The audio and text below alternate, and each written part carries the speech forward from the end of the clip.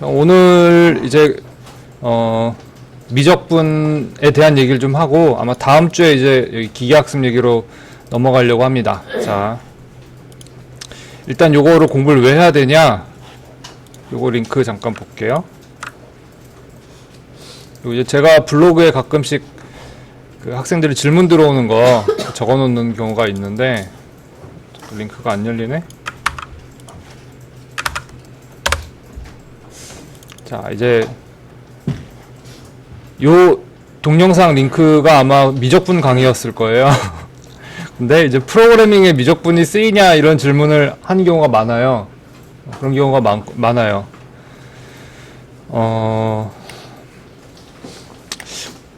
그 보통 이제 여러분들이 옛날 커리큘럼, 여러분들이 태어날 때쯤의 커리큘럼은 문법 위주로 가르쳤고 교과서는 거의 그렇게 돼 있어요.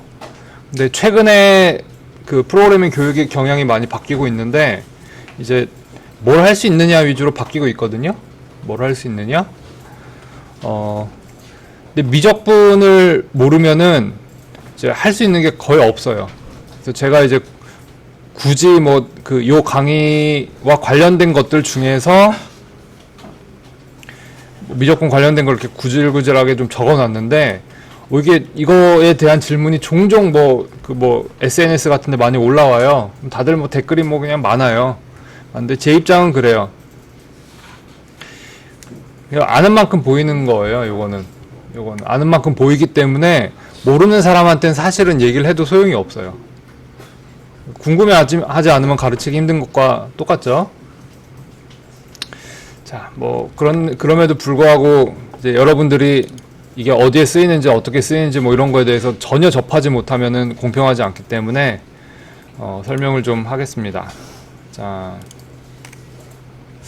이게 강의가 제가 온라인 강의를 굉장히 열심히 녹화해 놓은 게 있는데 요거는 사실은 딥러닝 배우다가 딥러닝을 일단 배우기 시작을 했는데 막 보다 보니까 미적분에 막힌 그런 사람들을 위한 강의였어요. 그래서 내용이 조금 더 어려운 편이고 오늘 다룰 내용은 더 쉬울 거예요.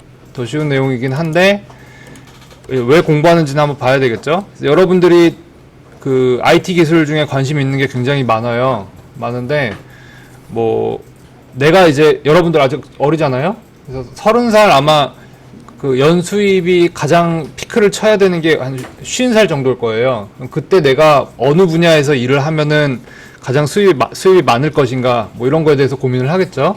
그래서 뭐 VR, 뭐 AR, 뭐 인공지능, 그 다음에 뭐 3D 프린터, 자율주행 자동차, 드론, 뭐 등등, 뭐 네트워크, 인터넷, 뭐 사물 인터넷, 뭐 이런 거에 대해서 굉장히 다양한 분야에 대해서 그 관심을 가질 수가 있는데 뭐 그냥 아무 분야는 하나 찍어요. 그래서 뭐 제가 그냥 좀 보는 분야.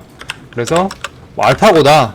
그러니까 궁금한 게 있으면 요즘 그냥 쳐보면 되죠, 인터넷에.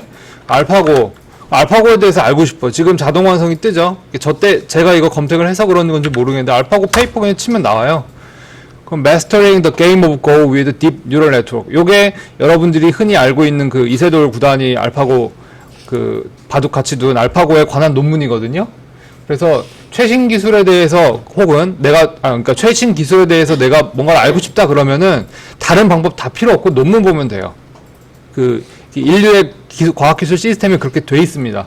논문 내게 돼 있어요. 논문 내지 않고 그냥 나 진짜 인류의 모든 걸 바꿔놓을 수 있는 기술이 있다. 이런 경우는 제가 알기로는 없어요. 그런 사례는 없고 그게 왜 그러냐면은 이거 혼자 못 만들어요. 여러분들이 어릴 때 그 일본 만화 이렇게 보면은 그 악당 과학자가 무슨 뭐 교주 뭐 이렇게 불리는 사람들이 막 이렇게 뭐 뭔가 만들잖아요. 혼자서 진짜 혼자 다 만드는 것처럼 하죠. 근데 실제로는 그러니까 엔지니어도 없고 막 이런 것처럼 막 하는데 실제로 여러분들이 혼자 만들 수 있는 것 중에 대단한 건 아무것도 없어요. 그 현재 시스템은 그래요. 그래서 오픈소스 이런 거 갖다 쓰잖아요. 오픈소스가 수많은 사람들이 달라붙어서 만든 걸 내가 쓱 갖다 쓰는 방식이기 때문에 실제로 여러분들이 혼자 할 수 있는 거 아무것도 없어요. 그렇기 때문에 무슨 엄청난 천재가 혼자서 막 대단한 걸 만들고 이런 시대는 끝났다고 봅니다. 끝났다고 봐요. 그래서 논문 보면 돼요. 진짜 뭐 논문에 없는 게 있지 않을까 이런 거 드물어요. 이렇게 쭉 내려가요. 그러면 여러분들이 이 논문을 이해할 수 있으면은 알파고를 이해할 수 있다. 이해하는 거에 훨씬 가깝죠? 굉장히 쉬워요. 그러니까 여러분들이 내가 아까 얘기했죠. 내가 뭘 하면서 살아야 잘 살 수 있을까를 고민을 하면은 거기에 대해서 키워드를 검색을 해요. 검색을 하고 최신 논문을 찾아요. 그 논문을 찾고 이렇게 쭉쭉 내려가면은 아, 내가 뭘 알아야 되는구나. 이게 보이는 거예요. 간단하죠? 그래서 제가 좀 걱정하는 것 중에 하나가 뭐 수학 교육에서 뭐 이것저것 자꾸 빼고 있는데 그거를 모르면 이걸 읽을 수가 없어요. 읽을 수가 없어요. 이렇게 위아래 이렇게 훑어가다 보면 뭐 이런 거 있잖아요. 이런 표시면 비례한다 이런 거고, 요건 미분이고, 요거 미분이고, 요거 미분이고 그렇거든요. 그다음에 확률 통계 여기 막대기 있는 요 괄호 안에 막대기 있고 P 뭐 써 있는 거 이제 확률 통계에 관련된 거고. 그래서 쭉쭉 내려가다 보면은 이렇게 돼 있어요. 그다음에 제가 또 한 가지 좀 걱정을 하는 점이 한국 학생들의 그 언어 장벽 때문에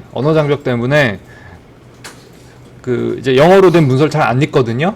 근데 사실은 요게 굉장히 좋은 한국말로 번역이 돼 있으면 여러분들도 읽을만 해요. 원래 이제 고등학교, 대학교 기초 수학 과정을 이제 적절히 거쳤다고 하면 개념적인 건 정도는 이해가 가는 수준이에요. 자, 그럼 뭐 보세요. The game of Go has long been viewed as the most challenging of classic games for artificial intelligence. 가장 도전적인 그러니까 인공지능 분야에서 가장 도전적인 주제다. 바둑은 가장 뭐 도전적인 주제로 볼 수 있다. 이거 어려워요? Due to its enormous search space and the difficulty of evaluating board positions and moves. 자, 뭐 이거 좀 어렵다 느낄 수 있는데 보세요. 보드 포지션 이거 뭘 것 같아요? 바둑에서 보드 포지션이 뭐예요? 그 바둑을 놓는 위치잖아요. 무브는 뭐예요? 볼 때 이게 수를 둔다 뭐 이렇게 움직이는 걸 거 아니에요? 저 바둑 저희 아버지 때문에 어깨너머로 잠깐 본 적 있고 전혀 몰라요. 그냥 읽으면 그 정도 알잖아요. 일반 상식으로. 서치 스페이스는 뭘까요?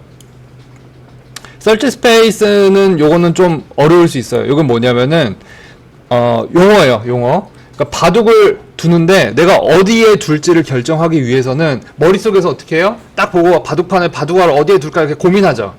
고민을 하는데 뭐 오목이면은 금방금방 찾잖아요. 왜냐하면 경우의 수가 적으니까. 근데 바둑은 왜 어렵다고 그래요? 경우의 수가 엄청 많다고 그러죠. 엄청 많다고 그러죠. 이게 설치 스페이스, 경우의 수를 뜻하는 거예요. 근데 그거를 스페이스, 공간이란 용어로 바꾼 거죠. 그러면 한국 학생들은 좀 그 어려움을 느끼는 이유가 스페이스 그러면 일단 영어잖아. 영어의 어감하고 그 공간과 이렇게 그러니까 우리말로 그냥 공간, 그래서 설치 스페이스, 검색 공간 그러면은 영어가 모국어인 애들은 어떠한 경로를 통해서 직관적으로 비교적 쉽게 이해가 갈 텐데 추론을 할 수가 있는데 영어라서 좀 어려운 면이 있어요, 사실. 그래서 그게 좀 안타깝다고 생각을 합니다. 예, 그런 측면은 좀 있어요. 자, 그래서 그런 식으로 이렇게 쭉쭉 읽어가다 보면 공부가 되는 거예요. 근데 문제가 이제 수학에서 막히면 좀 곤란해지는 거죠. 이렇게 쭉 가다 이제 이렇게 못 읽게 되면 좀 곤란해지는 거죠. 그래서 뭐 여러분들이 가장 관심 있는 프로그래밍 기술 중에 하나가 인공지능이고, 그다음에 여기 RL이라고 하는 게 Reinforcement Learning 강화학습인데 미적분이 없으면은 뭐 접근을 할 수가 없어요. 모르면은 접근이 불가능합니다. 그러니까 거꾸로 내려와야 돼요.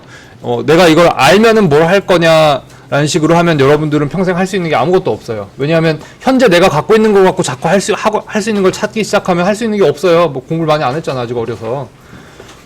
그래서 내가 하고 싶은 걸 보고 그걸 최종 종착점이 뭔지를 딱 보고 거기로 가려면은 내가 뭘 알아야 되는가 하는 식으로 이렇게 목표 지향적으로 가야지 공부가 가능해요.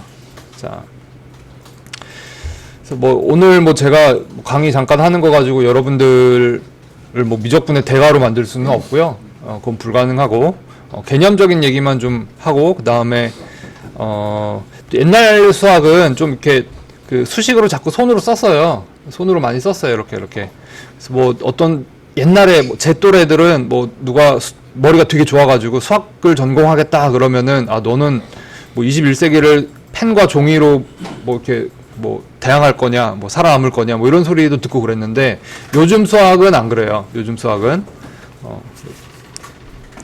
그 IT하고 굉장히 가깝습니다. 뭐 분야마다 좀 다르긴 하겠지만 자. 그런 얘기를 좀 했고, 자, 그럼 개념적인 얘기부터 할게요. 자, 저거 강의 자료는 인터넷 자료가 있으니까 여러분들이 뭐 느긋하게 볼 수가 있을 겁니다. 자, 미적분이 어디에 필요한 건가? 뭐 일상생활에 필요한가? 내가 미적분을 몰라도 살아남을 수 있을 것인가? 근데 여러분들은 이미 미적분의 개념이 머릿속에 있어요. 그러니까 하늘 아래 새로운 게 없기 때문에 막 진짜 엄청나게 어려울 것 같은 개념들도 그냥 중학생 정도한테 설명할 수 있는 개념으로 바꿀 수가 있어요. 인간의 두뇌 구조가 그렇게 돼 있기 때문에 풀 수 있어요. 반대로 여러분들이 이제 공부를 할 때 좋은 방법 중에 하나가 여러분들보다 이제 좀 어린 사람들, 혹은 이제 뭐 그런 잘 모르는 지식이 아직 쌓이지 않은 사람에게 설명할 수 있게 설명을 할 수 있으면 여러분들이 그걸 안다고 볼 수 있어요. 대부분의 경우. 이제 대부분의 경우에 이것도 제가 말 잘못하면 또 이제 뭐 강의 하나 듣고 자기가 대가가 된 것처럼 착각하는 경우도 좀 있는데 그건 좀 예외적인 경우고. 자, 봅시다. 자, 이렇게 그래프로 그리면 또 바로 이상할 수 있죠. 자, 뭐 간단한 문제예요. 여러분들이 학교에 와요.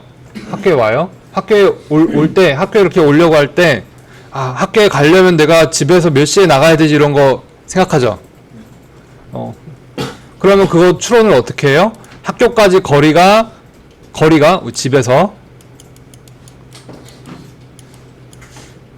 그 다음에 학교, 스쿨이라고 치고, 뭐 이렇게 간다고 머릿속에 상상하고 있죠. 이렇게 그려본 적은 없겠지만, 겨우 학교 가는 거 같고 이런 그림을 그린 적 없겠지만 머릿속에는 뭐 이런 개념이 들어있을 거 아니에요? 이렇게. 자, 그럼 거리가 대강 뭐 10km? 10km라고 치고, 그럼 지하철을 타니까 대강 몇 분이 걸리더라. 지하철을 타니까 대강 몇 분이 걸리더라. 자, 뭐 정확한 속도는 모르겠네. 그냥 가정을 해봅시다. 지하철 타고 다닌다고 가정을 하고, 지하철을 타니까 뭐 대강 10km 쳐볼까요? 너무 찝찝하다. 지하철 속도, 지하철의 평균 속도 50km/h라고 한대요. 자, 지하철 평균 속도가 50km/h라고 해요. 자, 그러면은 1시간의 지하철이, 여기 hour가 1시간이니까 1시간의 지하철이 50km를 간다는 얘기네요. 50km. 그러면은 이거 계산하기 귀찮으니까 60으로 바꿀게요. 60으로. 자, 1시간에 60km를 간다 치면은 1hour는 60미닛이죠. 자, 그러면은 이 지하철은 1분에 몇 킬로 가요? 1km 가죠. 1km. 1km per 1미닛이 되죠. 1미닛이 되죠. 자, 그 다음에 그러면 거리가 10km예요. 집에서 학교까지. 자, 그러면은 지하철을 딱 타는 순간 몇 분 걸릴 것 같아요? 10분 걸리죠. 지하철의 속도가 1km per 1미닛이면 10km를 갈 때 10분이면 가겠네? 그렇죠? 자, 요게 미분이에요. 요게 미분이고 요게 적분이에요. 요게 적분이에요. 자, 미분은 뭐냐면은 내가 뭐뭐당 뭐뭐 할 수 있구나. 시간당 거리를 얼마나 이렇게 이동할 수 있구나. 이게 미분이에요. 변화량을 보면 돼요. 우리 아이가 1년에 몇 센티미터씩 키가 크더라. 그 미분 개념이에요. 미분 개념. 요거 어떻게 보면은 그러니까 여러분들 생각할 때, 왜 괜히 미분 같은 개념을 도입해서 나를 귀찮게 할까라고 생각을 할 텐데, 반대예요. 인간의 두뇌는 에너지를 쓰죠. 포도당을 쓰죠. 생각할 때. 그래서 그리고 여러분들 몸 움직이는 거 귀찮죠? 몸 움직이기 귀찮잖아요. 뭐 저도 강의할 때 앉아서 하잖아요. 옛날에 서서 할 때도 있었는데 힘드니까 앉아서 하잖아요. 이렇게. 무조건 생각을 덜 하는 방식으로 진화해요. 뇌를 조금이라도 덜 쓰고 싶어 해요. 왜 그러냐면은, 자, 지하철이 항상 똑같은 속도로 가요? 지하철이? 뭐, 가다 멈추다 할 거예요. 그렇죠? 중간중간에 이렇게 역이 있겠죠? 이렇게. 뭐 10분 거리면은 뭐 몇 개 안 되겠지만. 그러면은, 이렇게 갔다가 멈췄다가 갔다가 멈췄다가 갔다 멈췄다 뭐 이렇게 할 거 아니에요. 그럼 여러분들이 집에서 학교까지 가는 그 뭐 나 몇 분 걸릴까 이런 거 생각을 할 때 이런 거 이렇게 다 기억할 수 있어요? 아, 어느 역에서는 지하철이 좀 느리게 가고 어느 역에서는 좀 빨리 가고 뭐 어쩌고 저쩌고 하니까 그거 다 따져가지고 이렇게 몇 분 걸리겠다 이렇게 생각해요? 그렇게 생각 안 하죠? 전체적으로 보니까 평균적으로 어느 정도 속도로 가더라. 그러니까 여러분들이 생각할 양을 줄이기 위해서 도입한 개념이에요. 도입된 개념이에요. 뭐 수학적으로 이제 다른 의미도 많지만 여러분들이 이제 그 미적분을 왜 배워야 돼요라고 얘기를 할 때에 대한 답으로는 이거는 불편하려고 하는 게 아니고 더 어려운 문제를 접근할 때 편하게 풀려고 발명한 개념이에요. 그러니까 뭐 큰 착각이죠. 아, 이게 배우기 힘들다. 나 그래서 이 개념을 머리에 익히기 싫어. 뭐 이렇게 생각하면 여러분들은 이제 더 어려운 문제는 풀 수가 없게 되는 거예요. 자, 뭐 필요성에 대한 얘기. 그 다음에 실생활에 뭐 실제로 많이 쓰고 있어요. 뭐 물가가 뭐 이렇게 오르고 있으니까 빨리 뭐 주식을 사야겠느니 말아야 되니 뭐 이런 거 있죠. 그 다음에 뭐 투자를 해야 되니 말아야 되니 뭐 그런 거. 뭐 당연한 개념들이에요. 굉장히 일상생활과 밀접한 개념을 갖고 있습니다. 자, 그러면은 이제 그건 뭐 일반적인 얘기를 제가 조금 과하게 일반화시켜서 얘기를 했고, 이제 프로그래머 입장에서 프로그래밍을 배우는 학생 입장에서는 어떻게 생각을 해야 되는가, 이제 그런 얘기를 좀 시작을 해볼게요. 자, 컴퓨터, 여러분들은 컴퓨터를 사용하죠? 컴퓨터. 자, 일반 자연이라는 것은 정보가 엄청나게 많아요. 요거, 펜 요거 하나 있죠. 이런 거 하나 있는데, 이거 안에 분자가 몇 개 있고, 원자가 몇 개 있고, 뭐 이런 거 세기도 답답하죠? 엄청 많죠, 그냥. 엄청 많죠? 자, 여기에 있는 요 조그만 물체, 요 물체 하나에 들어있는 뭐 분자에 대한 정보를 여러분 컴퓨터에 이렇게 다 쑤셔 넣을 수 있을까요? 뭐 잘은 모르지만 굉장히 어렵겠죠? 이런 거 하나 하는 거. 여기 안에 뭐 보이지도 않잖아요. 사람 눈으로 볼 수도 없잖아요. 엄청나게 많은 정보가 들어있잖아요. 이 안에. 요거 하나에. 그러니까 자연이라는 것은 정보량이 무지무지하게 많아요. 그래서 유전자 하나에다가 뭐 요즘엔 DNA에다가 정보 같은 거 엄청 쑤셔 넣잖아요. 어마어마해요. 바꿔 생각해 볼게요. 우리가 컴퓨터로 어떤 자연을 표현하고 싶어요. 자연 현상을 표현하는 거 아니에요. 여러분들 뭐 주가를 추적한다든지, 여러분들이 뭐 어떤 행동을 할지 예측한다든지, 이런 것들이 모두 자연을 컴퓨터에 집어넣는 거잖아요. 통째로 못 넣어요. 못 넣죠? 못 넣죠? 뭐 가상현실 뭐 이런 거 보면 볼 때 이렇게 실감 나지만 실제로 자연과 그대로 매칭되는 데이터를 갖고 있는 건 아니죠. 훨씬 축약해서, 렌더링된 그래픽만 좀 예쁘게 만든다든지 하는 식으로 축약해서 집어넣죠. 자,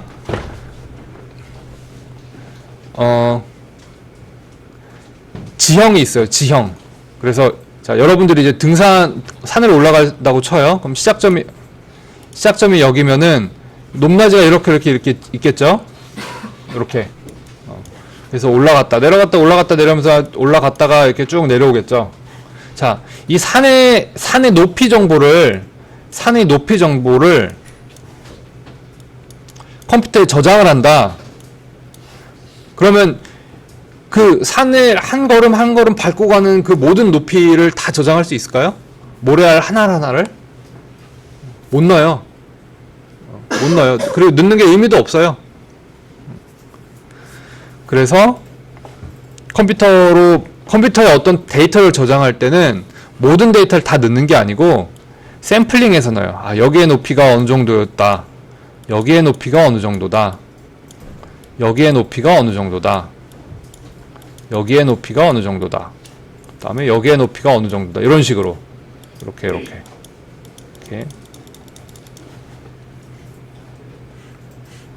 데이터가 확 줄어들죠? 하지만 보면 이렇게 줄어든 데이터로 표현을 해도 대강 요렇게 뭐 이렇게 이을 수가 있겠죠? 뭐 이런 식으로 이렇게 이렇게. 그래서 이게 컴퓨터가 작업하는 본질적인 방법이에요. 여러분들 어레이 만들죠? 어레이. 그래서 어레이 100개 만든다. 그러면 거기에다 플로트 넘버 이렇게 저장하잖아요. 높이 값을 저장할 수 있겠죠. 자, 그건 컴퓨터 안에서는 데이터를 그렇게 저장할 수 있지만, 그럼 저장된, 예를 들어서 어레이 A 0과 A 1 사이의 값은 어떻게 찾을 거예요? 여기. 데이터가 저장된 값 사이의 값은 어떻게 찾을 거예요? 평균이, 그럼 확대해서 봅시다. 자, 요게 평균이죠. 요게 평균을 나타낸 거예요, 보통. 네. 그런데 실제 데이터는 요렇죠. 실제 데이터 요렇죠. 같아요? 아니요. 왜 달라요?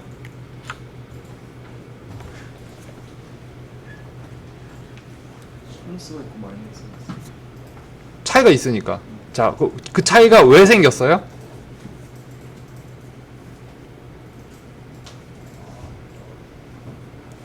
그 뭐 지식을 많이 알고 있는 거는 이제 크게 중요하지 않아요.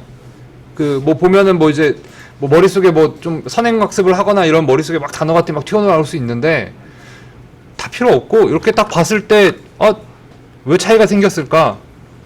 지금 제가 과정을 보여드렸잖아요. 이렇게 한 거. 다 똑같이 봤어요. 이게 어려워요? 초등학생한테도 설명할 수 있지? 근데 이상하게 한국 학생들은 여기서 그냥 보이는 것 자체에서 답을 잘 못 찾아요. 자꾸 머릿속에서 찾아.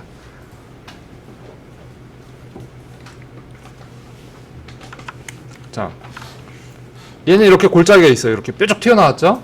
근데 지금 컴퓨터로 데이터를 추출할 때 여기랑 여기를 추출했잖아요. 그래서 자연스럽게 선으로 이어버리면 이렇게 나오죠?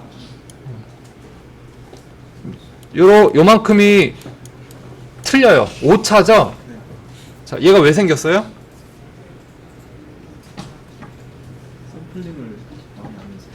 샘플링을 많이 안 해서. 그거 좋은 답이죠? 자, 데이터 양이 줄었잖아요. 데이터의 양이 줄어들었잖아. 그렇죠? 얘는 진짜 무한히 많은 분자 간격으로 이걸 쪼개갖고 산의 높이를 저장했다 그러면은 뭐 거의 완벽하게 표현을 할 수 있겠죠. 모래알 하나까지. 근데 컴퓨터가 그렇게 하기 힘들잖아요. 컴퓨터 안에다가 구글 얼스로 이렇게 막 저기 뉴욕도 가고 파리도 가고 해야 되는데 그 모래알까지 다 저장하는 게 의미도 없거니와 가능하지도 않잖아요. 그렇게 안 하는 거죠. 자, 그래서 여기 오차가 생겨요. 오차가. 요 오차. 자, 그래서 그런데 인간이 하는 일들은 굉장히 놀랍죠? 어떻게 달에 사람을 보내고 화성에 뭐 보내고 이러잖아요. 그거 어떻게 할까 그러면?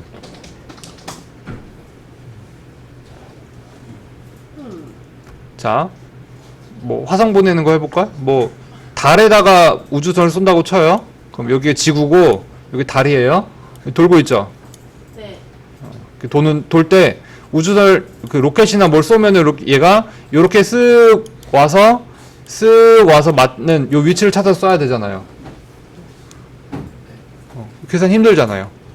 그리고 지금 얘기했는데 컴퓨터는 본질적으로 연속적인 데이터를 표현할 수가 없어요. 메모리에 어레이에 이렇게 한 칸 한 칸 저장하잖아요.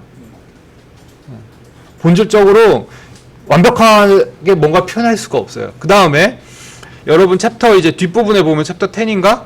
어디 보면은 그 정밀도 얘기가 나오기 시작해요. 정밀도 얘기. 자, 재밌는 거. 자, 예를 들면은 프린트 F 자, 3분의 1 그러면 사람한테는 딱 명확해요. 아, 내가 이걸 세 가족이니까 뭐 사과를 하나를 셋을 딱 자르면 3분의 1이 되겠구나. 그런데 컴퓨터한테 3분의 1이란 개념이 있어요? 1.0 나누기 3.0 프린트 F죠. 자, 출력을 해봅시다. 얘는 0.3333하고 뒤로 가는데 그나마도 잘라서 표현하죠. 메모리에는 있어요, 데이터가. 메모리에 있지만 틀리죠? 자, 그 다음에 재밌는 개념이 하나 또 있어요. 자, 컨스트 플로트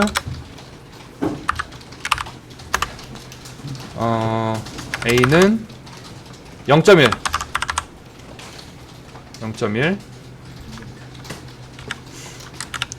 그 다음에 플로트 sum은 0.0f 그 다음에 인티저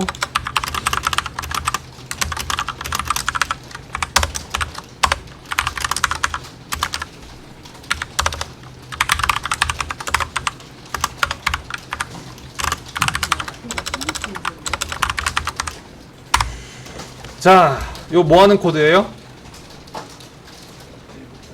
10까지 더하는. 이게 지금 1부터 10까지 더 하는 거예요? 아니요. 이 불교학교니까 제가 계속 얘기를 하는데 자꾸 머리를 들지 말고 현상을 보세요. 이렇게 눈을 뜨고 보세요. 이게 뭐 하는 코드예요? A를 10번 1.1F를 10번 더해요. 10번 더하죠? 그럼 답이 뭐가 나와야 돼요? 아이고 1.0 정확하게 나오네. 나오면 안 되는데? 16자리까지 키우는 거 네, 예제가 아이고 기억이 안 나. 아, 요게 정밀도를 맞춰줘서 그렇구나. 자, 지금 겉으로 볼 때는 정확히 나오는 것 같아요. 보세요. 여기 뭐라고 떠요? 0.1. 큰일 날 뻔했네. 0.10000000015F라고 뜨죠. 네. 이게 컴퓨터가 굉장히 정확하다고 알고 있었는데 이게 말이 돼요? 네요. 0.1로 테스트하면 조금 이게 안 맞을 수 있고 이러면은 뭐지? 10만 번 더 하면은 1이 딱 나와야 되나? 해볼까요? 자, 어떻게 됐어요? 보여요 이거? 1.000990이 나오네요? 말이 돼요? 아니요. 이거 가지고 우주선 달에 쏠 수 있어요? 그 다음에 여러분들이 이제 뭐 여러분들 중에 어떤 사람은 여러분 선배들 중에 보면 주식 증권회사 이런 데 가는 사람들이 있거든요. 그런 사람들이 있는데 뭐 영업직으로 가는 경우도 있겠지만 퀀트 같은 거 하는 사람도 있죠. 그 영화 디카프리오 나와서 아주 광기를 부리는 그런 거 보면 아주 돈 엄청나게 벌잖아요. 이제 그 옛날에는 막 그냥 전화로 막 했었고 요즘은 컴퓨터로 하잖아요. 전부 컴퓨터로 하거든요. 이제 수학 모델을 잘 만들고 거기에 맞춰서 상품을 개발하는 게 원래 일인데 이제 현실은 좀 복잡하겠죠. 이게 맞겠어요? 이렇게 해가지고. 자, 요게 1.0이 표현하는 게 100억이라고 쳐요. 그럼 얘가 돈이 꽤 되죠? 이런 게 쌓이면. 컴퓨터가 정확해요? 정확하지 않아요. 요거 굉장히 중요한 개념이에요. 요게 여러분들이 조금 수학적으로 복잡한 뭔가를 개발할 때 혹은 뭐 빅데이터 같은 거 다루기 시작할 때 숫자 단위가 커지거든요. 오차가 쌓여요. 엄청 쌓여요. 이렇게. 뭐 원래 오늘 중점적으로 다루려던 내용은 아닌데 조금 더 얘기를 하자면은 요 교과서에는 설명이 좀 있어요. 근데 애초에 요런 오류가 왜 생길까? 요거 컴퓨터는 정보를 뭘로 표현한다고 그랬어요? 0과 1. 0과 1이면 몇 개예요? 2개죠? 컴퓨터는 이진수를 표현한다고 그랬죠? 이진수. 여러분들은 십진수를 써요. 왜 십진수를 써요? 손가락 10개니까 쓰게 됐겠죠? 사람의 관점에서 컴퓨터를 보니까 이렇게 된 거예요. 그러니까 십진수니까 1, 2, 3, 4, 5, 6, 7, 8, 9, 10 뭐 이런 식으로 하다가 이 소수점 밑에 자리도 그럼 10분의 1 단위로 가겠거니 하고 생각을 하거든요. 자, 추론을 해봅시다. 컴퓨터는 2, 4, 8, 16 뭐 이런 식으로 진수를 처리한다고 그랬죠. 사람은 십진수를 쓰니까 소수점 밑에 실수 부분도 10분의 1, 100분의 1 이렇게 생각을 하고 싶어 하잖아요. 여기 써 있는 숫자가 10분의 1, 100분의 1 이렇게 돼 있잖아요. 자, 근데 지금 보니까 그렇게 하면 오류가 있어요. 오류가 있죠.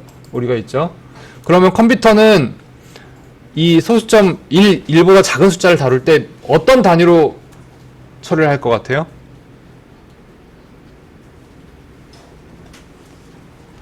정수를 다룰 때는 내부적으로 1, 2, 4, 8, 16, 32, 64, 128 이렇게 올라간다고 그랬죠?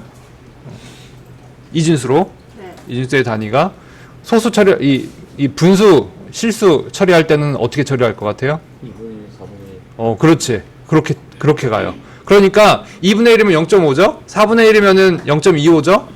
8분의 1이면 0.125죠? 0.125쯤 되면 우리가 직관적으로, 우리의 직관과 좀 멀어진 숫자거든요? 그러니까 조금씩 안 맞게 되는 거예요. 그래서 0.00001 말고 그 2분의 1, 4분의 1 뭐 이런 숫자를 하나 집어넣고 돌리면 칼같이 나와요. 그건 정확하게 나오니까. 그래서 요거를 여러분들이 알아둬야 돼요. 나중에 뭐 돈 계산 같은 거 할 때 의외로 영향이 많이 있어요. 요즘 다른 숫자가 커지기 때문에. 그래서 요게 여러분들의 야근 시간을 줄일 수도 있다라는 점 얘기를 하고 싶고. 자, 그래서 오차라는 게 항상 존재해요. 오차라는 게. 안 맞아요. 오차라는 건 항상 존재해요. 컴퓨터를 절대적으로 믿지 마세요. 컴퓨터는 그냥 계산기인데, 계산기 중에서도 한계가 명확한 계산기예요. 자, 그래서 프로그래머는 그 한계를 잘 알아야 돼요. 그래서 첫 번째, 데이터를 취득할 때, 요즘 뭐 빅데이터 시대 뭐 이렇게 얘기를 하는데, 데이터를 취득할 때 샘플링에 의해서 오차가 발생한다는 거. 이건 근본적인 이유. 그다음 어떤 고객이 백화점에서 돌아다니는 경로를 취득한다 그러면은 비콘 같은 거 이렇게 늘어놓죠.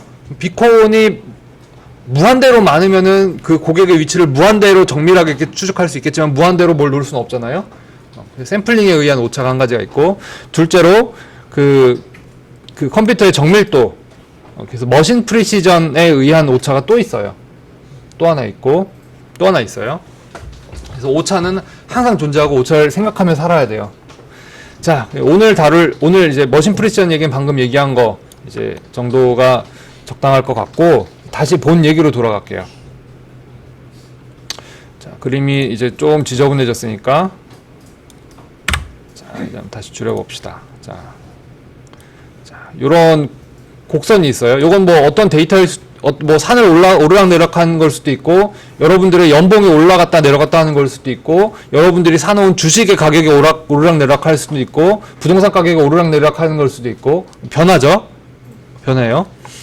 자, 여러분들이 관찰하는 시점은 뻔하죠. 이렇게 여러분들 항상 주식 차트만 볼 수 있어요? 회사 못 다니지? 근데 개인적으로 공부할 때는 뭐 주식 이런 거 관심 안 두는 게 저는 좋다고 생각을 합니다. 자, 이렇게. 그러면은 여러분들이 직관적으로 생각할 때 샘플링이 여기가 됐고, 여기에서 두 군데서 했다면은 요 값을 A0에다가 뭐 1이라고 넣어놓고 A 1에서 뭐 10이라고 쳐요. 그러면 이 중간 값은 가운데면은 5.5 정도 되겠다. 뭐 이런 게 보통 이제 인간의 사고죠. 요렇게.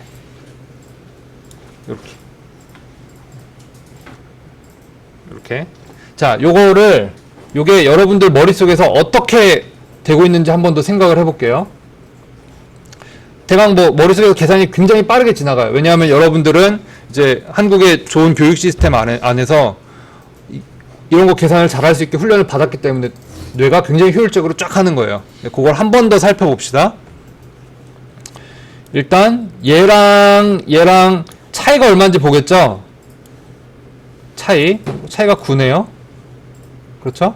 그 다음에 여기서부터 여기까지는 1이라고 치면은 여기에서 여기로 1 변하는 동안 요 높이는 9가 변하겠거니 이렇게 할 수 있고, 그러니까 여기까지 그러니까 0.5라고 치면은 9가 변했으니까 9의 절반인 4.5 정도가 변하겠구나. 그리고 시작점이 1이니까 여긴 대강 5.5겠구나. 뭐 이런 이런 사고의 과정을 거쳐서 대강 이 정도 됐겠지. 이렇게 할 수 있죠. 그래서 나는 1시간 공부했고 너는 3시간 했는데 나는 빵점이었고 넌 100점이었으니까 뭐 1시간 반 공부한 애는 50점 정도 받겠구나. 뭐 이런 거 여러분 그렇게 추론하죠. 그렇게 안 하나? 자, 그게 가장 쉬운 방법이죠. 자, 요 개념을 정리한 수학자가 있어요. 여러분들이 수학을 어려워할 수 있는데, 어려워하는 걸 알아요. 왜냐하면은, 저도 똑같이 수학을, 그렇게 좋아하지는 않았어요. 저는 이제 기하학을 좋아해가지고, 그림 그려서 뭐, 삼각형, 빗병 제곱, 뭐 이런 거 굉장히 좋아했거든요. 어릴 때. 중학교 때 이제 공부하던 거 계속 생각나는데, 그래서 그래픽스를 하는데, 그래픽스가 지오메트리라서. 자, 테일러 시리즈라는 게 있어요. 테일러 스위프트 말고 테일러 시리즈. 자, 수학이라는 게 일반성을 확보하기 위해서 언어가 기호적으로 굉장히 복잡하게 설명이 돼 있어요. 기호가. 근데 이 기호의 장벽을 한번 뚫고 나면 여러분들은 진짜 그 보물창고를 이렇게 연 거하고 똑같아요. 한번 그 기호의 그 장벽을 뚫고 뭔가 이해하고 그 지식을 흡수할 수 있게 되면은 공부하는 속도가 엄청나게 빨라져요. 그리고 더 중요한 거는 내가 어려우면 남도 어렵죠? 경쟁력이 생겨요. 그 다음에 좀 이제 무서운 게 인도가 원래 인도가 되게 가면은 되게 뭐 좀 지저분하고 살기는 좋지 않다고 그래요. 근데 인도가 원래 우리가 뭐 아라비아 숫자 뭐 이런 거 다 그쪽에서 나온 거, 그쪽 동네에서 온 거잖아요. 원래 발상지예요. 그러다가 요즘에 다시 이제 자기들의 힘을 되찾고 있어요. 인구도 엄청나게 늘어나고 물론 사회적으로 불안하고 이런 것도 있지만 사람이 중요하거든요. 사람으로 봐야 되거든요. 근데 인재들이 많아가지고 그래서 여러분들이 살아남으려면은 저는 뭐 선택의 문제가 좀 별로 없다고 봐요. 그래서 이제 뭐 구구절절 가르치는데 봅시다. 기호 복잡해요. 기호 복잡해. 근데 제가 여러분들에게 가르쳐 드릴 수 있는 거는 요게 코드랑 어떻게 매칭이 되더라. 뭐 그런 거 정도인 것 같아요. 가장 기본적인 건 제가 가르쳐 드릴 수 있어요. 근데 역시 어려운 건 자기가 공부를 해야 되겠죠. 뭐 제가 할 수 있는 한 설명을 좀 해볼게요. 자, 요게 뭐 여러 가지 얘기가 있는데, 자, 보세요. 자, 요게 수학이 여러분들 접근하기가 왜 어렵냐면, Taylor series of real or complex valued function fx 어쩌고저쩌고 써있죠. 근데 일단, complex valued function 우리 별로 상관없잖아요. 뭐 수업 시간에 제가 complex number, 복소수? 컴플렉스? 우리말로 복소수라고 그러나? 컴플렉스를 다룬 적이 없죠. 가끔 이제 연습 문제로 뭐 복소수를 표현하는 게 어쩌고저쩌고 이런 경우가 있었어요. 이 책에는 제가 못 본 것 같은데 거의 리얼 넘버만 다루죠. 그러니까 답답한 거예요. 근데 수학자들 입장에서는 자기가 뭔가 이론을 제시할 때 영역이 넓은 게 좋겠어요? 좁은 게 좋겠어요? 그래서 일반화하고 하다 보니까 이런 형태로 온 거예요. 근데 여러분들이 이게 일반화된 게 어려워서 뭐 공부를 못하겠다라고 생각하면 굉장히 아쉬운 점이, 좋은 프로그래머들은 자기의 코드를 일반화를 굉장히 잘해요. 그래서 지난 시간에 제가 여기 그래픽스였나? 이 수업을 딱 트니까 옆에서 최현만 교수님이 소프트웨어 엔지니어링 강의하시면서 뭐 폴리몰피즘, 앱스트랙션 어쩌고저쩌고 막 얘기하시는 게 딱 들렸거든요. 우연히 강의를 틀었는데 그 얘기가 나온 거였어요. 옆방 강의가 우연히 무선을 타고 온 건데 그 얘기였거든요. 앱스트랙션, 폴리몰피즘, 그게 프로그래머들이 자기의 할 일을 줄이기 위해서 추상화하는 기법이에요. 일이 빨라져요. 그냥 꽂으면 돼. 설계만 잘하면. 그래서 그게 굉장히 안타까워요. 그러니까 인간이 하는 일은 다 그런 패턴이 있어요. 프로그래머도 별반 다르지 않아요. 여러분들이 코딩 하다 보면은 진짜 열심히 하고 나 그걸 먹고 살다 보면 자연스럽게 그 능력이 생겨요. 제가 안타까운 점은 그거를 똑같이 수학 지식을 습득하는데 사용하면 더 많은 길이 열리는데 이제 왜 안 하느냐. 그런 측면이 있는 거죠. 자, 봅시다. 자, 이 수식이 좀 복잡해요?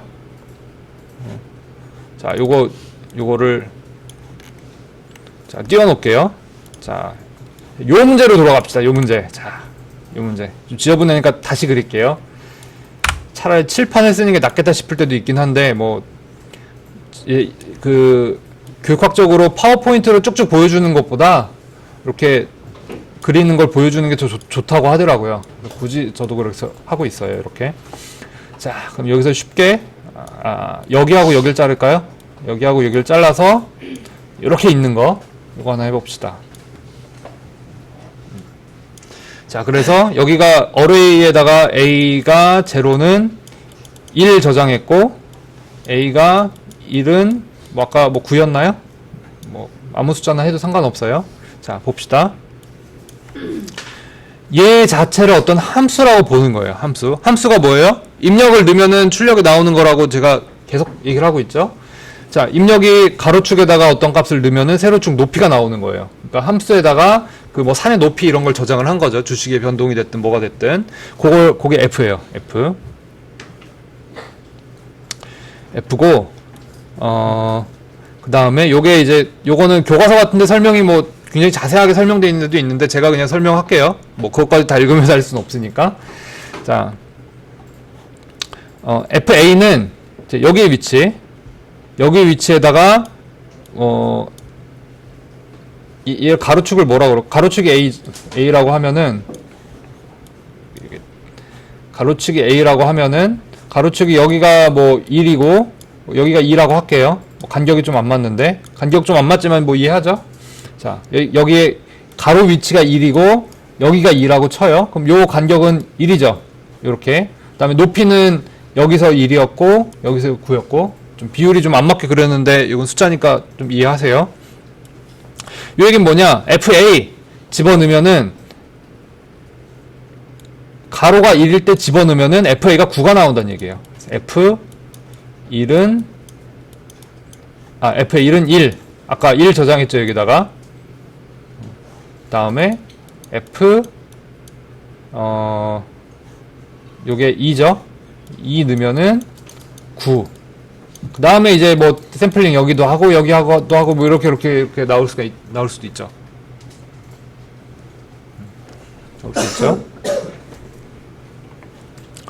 자, 그 다음에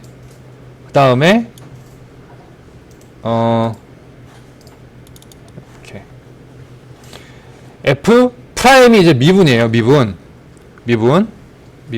F 프라임 A 어쩌고 저쩌고가 있어요. 1 팩토리얼 뭐 있고 1 팩토리얼은 몇이에요? 1 팩토리얼 몇이에요? 그냥 1이죠. 근데 굳이 1 팩토리얼 수학자들이 적은 이유가 뭘까? 뒤에 2 팩토리얼, 3 팩토리얼 일반적이다 이 얘기를 하고 싶은 거예요. 자, 그래서 군더더기가 왜 이렇게 붙었나라고 생각할 게 아니고 일반적으로 저렇게 되는구나. 일반적인 게 있으면 뭐가 좋냐? 이프문이 줄죠. 자, 좋은 거예요. 자, F 프라임 미분. 자, F 프라임 미분. 내가 보니까 얘가 1 변할 때 여기가 1이고 9면은 8이 변하는 거죠. 자, 요렇게 생각할 수도 있고 요렇게 생각할 수도 있고 그렇게 일단 그거 먼저 할게요. 자, 그럼 F 프라임 A는 자, 여기서의 기울기 값인데 미분 기울기 차이값 요게 1 가는 동안 몇이냐? 8 9 빼기 1이니까 8이죠. 8 자, 8이죠. 맞아요? 좀 이따 한번 더 보여드릴게요. 자, 8 자, 그러면은 우리가 지금 생각하고 있던 건 뭐예요? 여기서의 위치죠? 그럼 여기서 요 점의 요 좌표는 여기가 1이고 여기가 2면은 1.5죠? 1.5. 우리가 궁금한 거는 F 1.5가 궁금한 거예요. 궁금해. 왜냐하면 컴퓨터에 저장된 데이터는 요건데 우리는 그 사이 값도 알아야 돼. 계산을 하려면은. 굉장히 많아요. 이런 거 필요할 경우 굉장히 많아요. 그거를 미분으로부터 추측을 하는 거예요. 아까 얘기했죠? 나 1시간 공부했더니 10점 맞았고 내 친구는 2시간 공부했더니 9점을 받았대. 그러면은 1시간 반 공부하면 몇 점 받겠구나. 뭐 이런 걸 추론할 수 있잖아요. 거기에 필요한 거죠. 자, 그럼 두 번 요거를 우리가 지금 알고 싶은 게 1.5예요. 우리가 1이랑 2는 알아. 2는 알아. 1.5를 알고 싶어. 1.5를 어떻게 보느냐? 1.5를 1 더하기 0.5로 분해를 해요. 1 더하기 0.5로. 그래서 F 1 더하기 0.5고 요 A가 여기서 1인 거예요. 저 식에서 A가 는 어떻게 되나? FA가 아까 몇이었어요? 1이네. 1이죠? 1 플러스 그 다음에 미분을 우리가 할 때 9에서 1 빼고 그걸 간격 1로 나누니까 8이다 이렇게 봤죠? 곱하기 1 팩토리얼은 없어 일단은 빼고 x가 1.5예요. 우리가 원하는 곳 1.5고 거기서 a를 빼고 있네?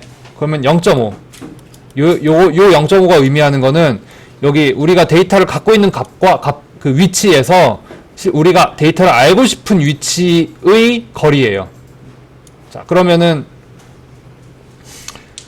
8 곱하기 0.5 4에다 1을 더하면 몇이에요? 5죠. 5죠? 그럼 아까 우리가 1, 9, 9, 4가 어쩌고 하면은 대강 5죠? 맞아요? 우리가 머릿속에 이렇게 얼핏 생각해갖고 계산한 게 요 식인 거예요, 요거. 반대로, 그러니까 수학자들이 뭐 진짜 응애하고 태어날 때부터 막 천재여가지고 뭐 이런 걸 다 하는 게 아니고, 사람이에요, 사람. 그래서 이런 거, 저런 거 막 생각을 하다가 일반화하고 쓸모있게 하려면 어떻게 될까를 생각하다가 이런 식으로 정리가 된 거예요. 정리가 이렇게 되는 거예요. 자.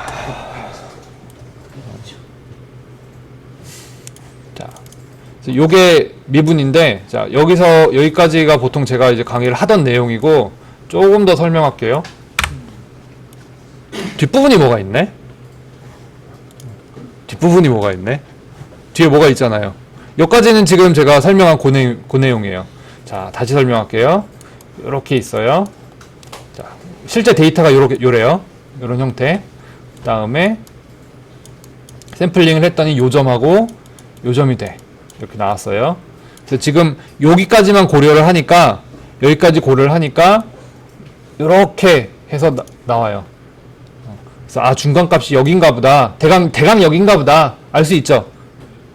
하지만 실제로는 이렇게 차이가 있죠. 오차죠. 오차. 그럼 요 오차를 해결하려면은 여러분한테 요거 오차 해결해라 그러면 어떻게 할 수 있어요? 가장 쉬운 방법.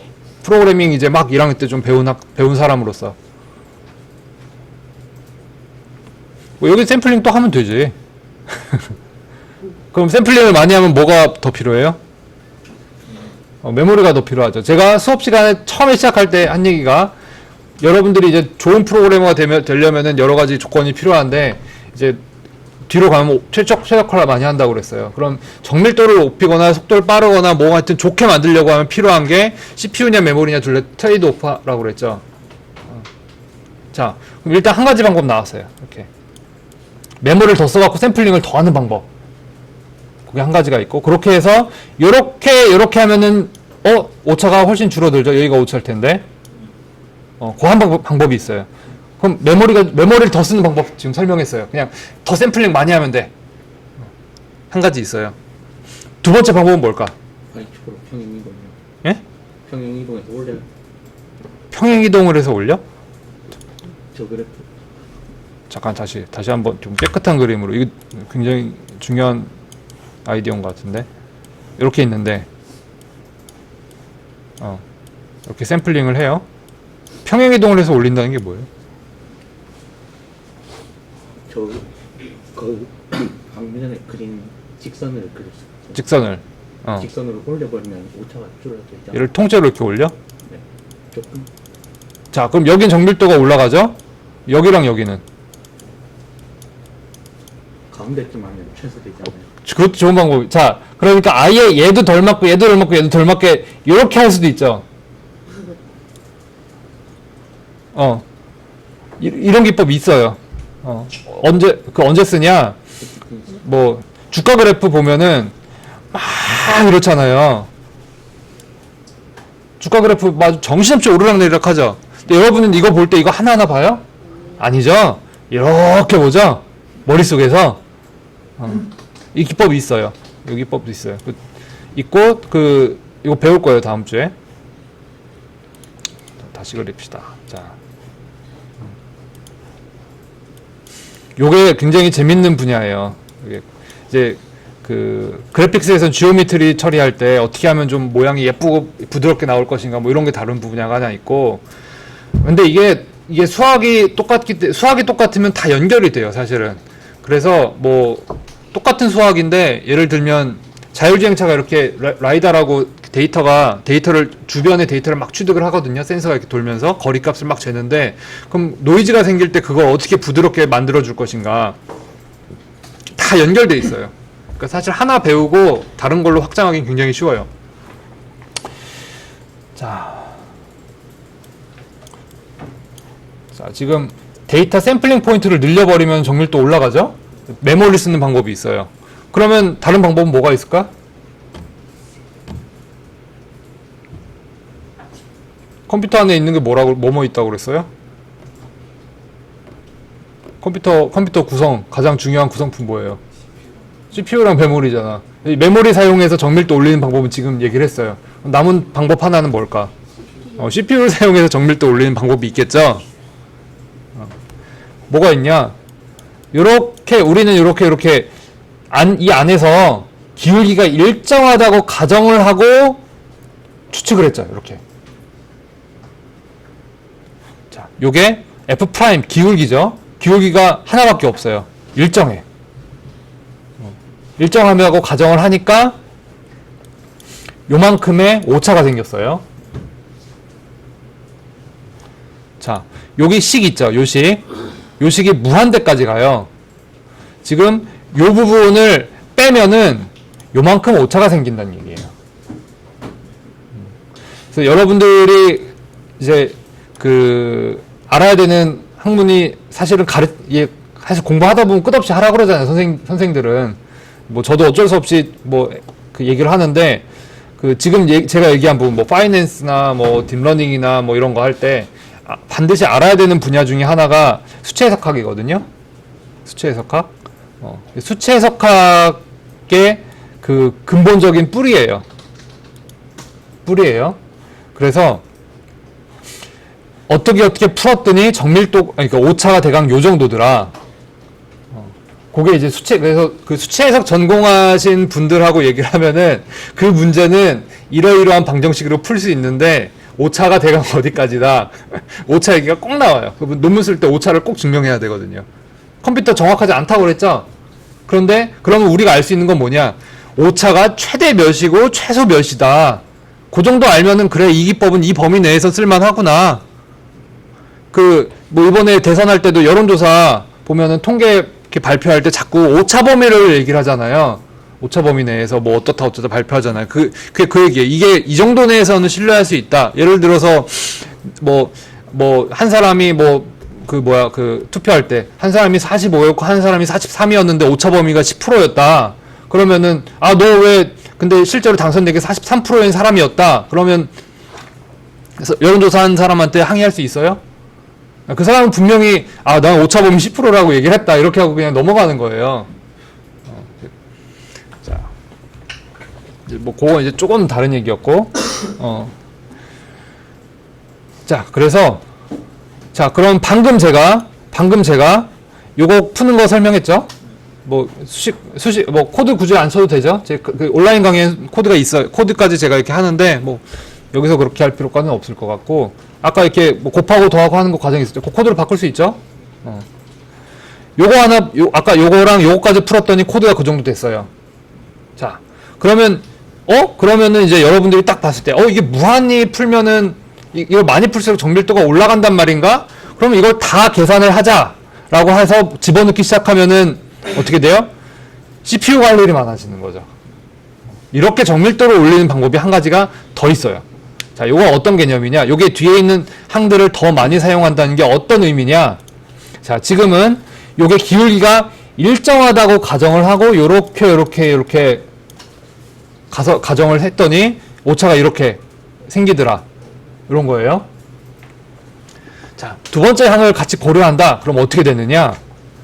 이 안쪽을 고려할 때 요런 곡선으로 가정을 해요. 요런 곡선으로 가정을 해버려요. 이렇게 기울기의 기울기가 변한다. 기울기의 기울기가 변한다. 라는 개념으로 해요. 요게 이제 여러분들 고등학교 수학 시간에 배웠을 2차 곡선 있죠. 요거 ax의 제곱 플러스 bx 플러스 c 뭐 이런 식으로.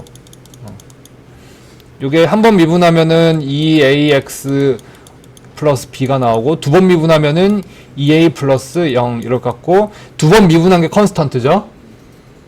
이거 수학 고등학교 때 막 배웠죠 이런 거.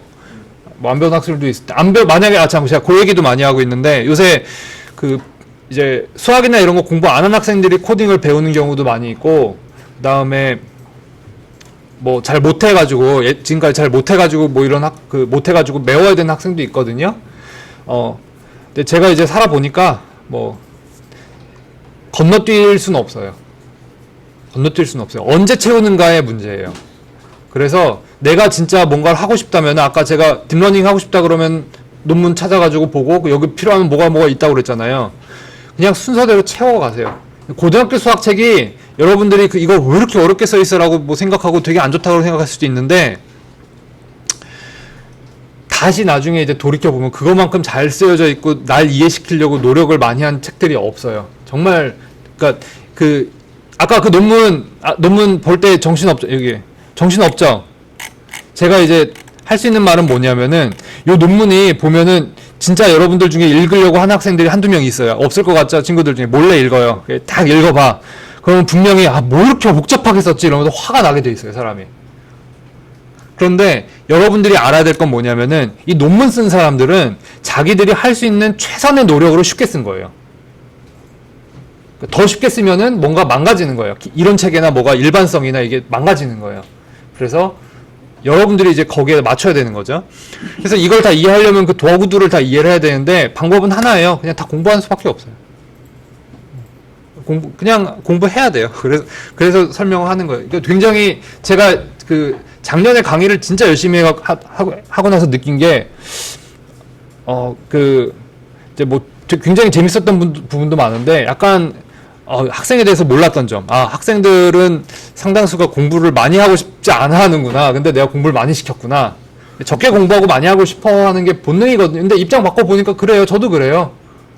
입장 바꿔보니까 시간과 노력을 덜 들이고 많이 공부를 하고 싶어 하죠. 본능적으로. 뭐 이해는 해요. 그래서. 이해는 하는데, 근데 이게 이 사회가 그래요. 밑에 쪽에서는 뭐 좀 건너뛰고 뭐 이러면서도 뭔가 성과가 좀 날 수도 있는데 여러분들이 살아야 될 시대는 또 이 사회에서 살려면 위로 올라가야 되거든요. 거기는 건너뛰고 자시고 없어. 다 알아요, 그냥. 모르면 밤새고 뭘 하든 해갖고 다 메워갖고 오는 거예요. 자, 그래서 그 얘기, 또 고등학교 수학에서 이런 걸 가르치는 게 다 그런 이유가 있다는 거 있고, 그다음에 뭐 조금 더 자세한 내용은 온라인 강의에 있으니까 한번 보시고, 그래도 부족하면은 이제 제가 얘기하는 거는 그냥 교과서를 하나 집어요. 내가 뭐에 대해서 알고 싶어, 어떤 분야에 대해 알고 싶어. 그러면 근데 그 책을 쓴 사람을 믿는 거예요. 믿고 첫 장부터 끝장까지 그냥 다 공부를 해요. 그럼 그 분야에 대해서 이해가 가요. 안 가. 그럼 그 이전 단계 책을 다시 골라. 내가 이해하기 쉬운 책을 골라. 또 읽어. 책 쓰는 사람들은 자기가 할 수 있는 최선의 노력을 다해서 이해할 수 있게 써주는 거예요. 자, 그래서 이제 학기가 거의 다 끝나가고 이번 학기 지나면 여러분들이 또 뭐 좀 할 줄 아니까 뭐 좀 해봐야지 이런 생각을 하기 시작할 텐데 공부하는 유일한 방법이에요. 제가 아는 유일한 공부하는 방법이에요. 저보다 머리 좋은 애들이 좀 더 쉽게 하는지 뭐 그런 사람들이 있거든요. 저보다 머리 좋은 애들은 그렇게 하는 걸 뭐 봤는데 보통 보면 거의 대부분 저보다 공부를 많이 했더라고요. 잘하는 애들은. 그래서 거기에 대해서는 저는 뭐 그런 믿음을 갖고 있기 때문에. 자, 미분 이렇게 하죠. 그래서 여기까지 온다. 그러면은 2차 미분한 게 그냥 상수로 떨어지는 거예요. 그래서 이렇게 가는 거예요. 대신에 계산을 더 많이 해야 돼요. 이런 거 하면 코드가 길어지겠죠? 코드가 길어지겠죠? 자, 그래서 여기까지 제가 그 테일러 시리즈, 그 다음에 수치 해석학, 수치 해석 이런 거 컴퓨터의 정밀도 문제에 대해서 얘기를 좀 했고, 1시간 얘기했으니까 한 5분 쉬었다가 얘기 조금 더 합시다.